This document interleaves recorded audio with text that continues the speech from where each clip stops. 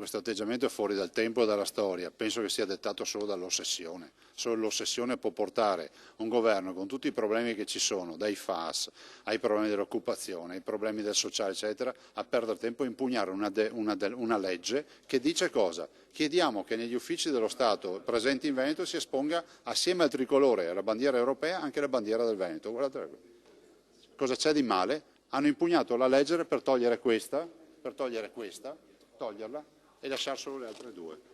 Questa è la serietà.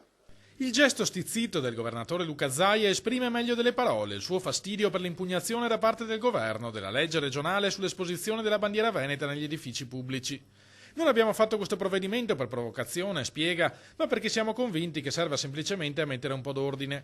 Sono i regolamenti a stabilire quali bandiere vadano esposte negli uffici statali e noi abbiamo fatto una legge che si tradurrà in regolamento. Non capisco come una cosa simile possa diventare un problema nazionale. La difenderemo col sorriso in bocca, con una battaglia gandhiana in Corte Costituzionale, anche perché sappiamo che a questo punto non siamo chiamati a difendere solo l'esposizione della nostra bandiera, che è già un grande simbolo di rispetto, ma soprattutto difendiamo anche l'esposizione di tutte le bandiere delle regioni italiane, perché se perde il Veneto perdono tutti.